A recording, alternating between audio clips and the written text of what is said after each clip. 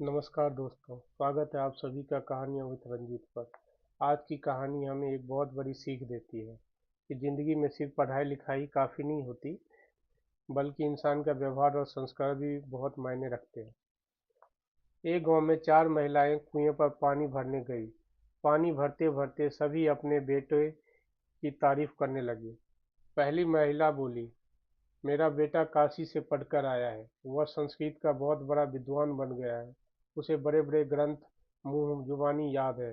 दूसरी महिला बोली, मेरा बेटा ज्योतिष की विद्या जानता है। वह भविष्य के बारे में सब कुछ बता सकता है। तीसरी महिला बोली, मेरा बेटा भी बहुत पढ़ा लिखा है। वह दूसरे गांव के स्कूल में बच्चों को पढ़ाने जाता है। तीनों महिलाएं अपने बेटों की तारीफ कर रही थी, लेकिन चौथी महिला चुपचाप खड़ी थी। तभी बाकी महिला ने उससे पूछा, तुम भी बताओ, तुम्हारा बेटा कितना पढ़ा लिखा है? चौथी महिला मुस्कुराकर बोली, मेरा बेटा ज़्यादा पढ़ा लिखा तो नहीं है, लेकिन वह बहुत मेहनती है और अच्छे संस्कार वाला है। इतने में चारों महिलाएं वहां से आगे बढ़ी। थोड़ी दूर जाने पर पहली महिला का बेटा दिखाई दिया। उसने अपनी माँ को देखा और सिर्फ नमस्ते करके आगे बढ़ गया। फिर दूसरी और तीसरी महिला के बेटे भी मिले। उन्होंने भी अपनी माँ को देखा और आगे निकल गए।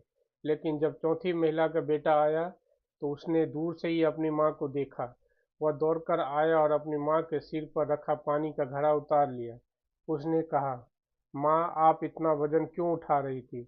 मुझे बुला लिया होता।